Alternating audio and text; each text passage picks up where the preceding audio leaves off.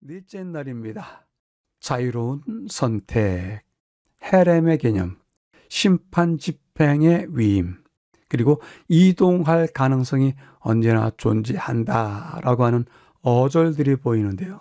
우선은 성경 말씀을 확인하도록 하겠습니다. 신명기서 20장, 네가 진멸하되 네 하나님 여호와께서 네게 명령하신 대로 하라. 여호수아서 10장, 다 진멸하여 바쳤으므로 이스라엘의 하나님 여호와께서 명령하신 것과 같다. 두 성경절에서 나오는 이야기는 진멸이라고 하는 단어입니다. 다시 살펴보고요. 본문으로 들어가겠습니다. 신명기에 기록된 전쟁의 규칙과 이스라엘에서 우상을 숭배하는 도성을 대하는 절차는 이스라엘이 전면적인 파괴를 수행할 때 분명히 한계가 있다는 것을 말해줍니다. 규칙 안에, 그리고 그 대하는 절차 안에 보면 전면적으로 파괴하는 것은 조건이 있는 것입니다. 때문에 한계가 주어집니다. 그럼에도 불구하고 우리가 읽은 성경절에서 진멸이라고 하는 단어가 나옵니다. 신명기 20장, 여호수아 10장, 진멸하되 진멸하되.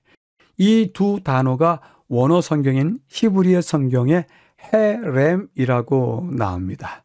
우리 한글 성경에는 진멸이라고 써져 있는데요. 이 단어의 뜻은 금지된, 저주받은, 그리고 파멸을 위해 바쳐진 것 등등을 이야기합니다. 그리고 이 진멸이라고 하는 대상은 생물, 무생물, 그 모두 다 포함하고 완전하고 돌이킬 수 없는 하나님의 독점적인 영역의 대상으로서 주어집니다.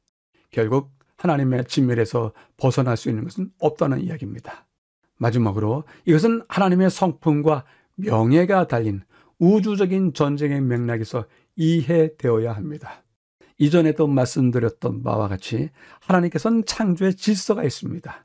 그 창조의 질서는 하나님의 성품을 드러내고 하나님의 명예가 드러납니다. 그런데 그것이 죄로 인해서 회방되고 또한 오점이 생긴다 할 때 하나님께서는 그것을 회복하십니다. 이것이 우주적 전쟁의 맥락입니다. 때문에 오늘 헤렘을 행하시는 하나님의 입장은 견고한 우주적 입장에 의한 것입니다. 죄가 세상에 들어온 이후 중립은 없습니다. 하나님의 편에 서거나 그분을 대적하는 자리에 서는 것만 있을 뿐입니다. 한쪽은 삶이, 곧 영원한 생명이, 다른 한쪽은 죽음이, 곧 영원한 멸망이 이르게 됩니다. 가운데 부분에서는요, 완전한 멸망이 이루어지는 것은 죄와 악에 대한 하나님의 의로운 심판을 묘사합니다. 하나님은 당신의 심판의 일부분의 집행을 택하신 민족인 고대 이스라엘에게 특별히 위임하셨습니다. 심판 집행의 위임, 이것은 하나님의 엄격한 신정의 지휘 아래서만 이루어질 것입니다. 특별히 가나안 정복 기간이라는 역사적인 특정 시기 동안에 명백히 정해주신 고대 가나안에서만 국한될 것입니다. 어제 연구에서 보았듯이 파멸의 멸망 아래에 놓인 자들은 하나님의 뜻을 끊임없이 반역하고 거역했고 결코 회개하지 않았습니다. 그러므로 그들을 멸망시키기로 한 결정은 결코 하나님께서 자의적으로 행하신 것이나 민족주의적인 입장에서 행한 것이 아닙니다. 이스라엘 백성들 역시 가나안 사람들의 삶의 방식을 택한다면 그와 같이 멸망당할 것입니다. 마지막 부분에서는요, 이스라엘은 땅을 상속받고 가나안 사람들은 멸망당하는 모습으로서 하나님의 전쟁의 대상과 집행자 집단이 미리 정해져 있다 볼 수 있지만 라합, 아간, 기브온 사람들의 사례에서 볼 수 있듯이 한쪽에서 다른 쪽으로 이동할 가능성이 언제든지 존재합니다. 하나님의 보호는 임의로 주어지거나 자의적으로 진멸하시는 것이 아닙니다. 여호와와의 관계를 인해서 특권을 얻었던 자들도 반역한다면 그 권리를 잃을 수 있었고 멸망의 대상이었던 이들도 여호와의 권위에 순종하면 살 수 있었습니다. 우리는 여호와의 관계로 인해서 일찍이 특권을 얻었던 자들입니다. 우리에게서 하나님에게서 벗어나는 모습이 보이지 않게 되기를 기대해 봅니다. 교훈은 다음과 같이 이야기합니다. 가나안 국경에 있는 이 민족들은 만일 하나님의 말씀에 도전하여 이스라엘의 진로를 방해하지 않았다면 멸절되지 않았을 것이다. 여호와께서는 친히 이 이방 백성들도 오래 참으셨고 큰 친절과 부드러운 동정을 나타내셨다. 이스라엘 백성을 애굽에서 구원해내실 때 행하신 모든 이적을 그들은 잘 알고 있었다.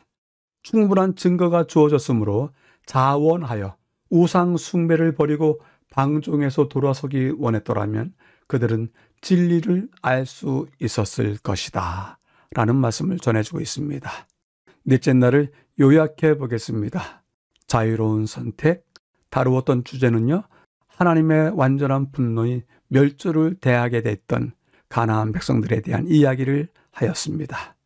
헤렘, 진멸을 나타내는 단어인데요, 하나님의 성품과 명예로서 이해해야 한다. 그리고 이스라엘 백성들에 대해서 그들이 엄격한 신정 아래에서 일시적으로 심판을 집행하는 권한을 위임받았을 뿐이다. 그들 또한 가나안 백성들처럼 하나님께로부터 벗어난다면 그들이 엄격한 진멸의 대상이 될 것이다. 마침내 신적 보호와 멸절, 이것은 임의적이나 자의적인 것이 아니다.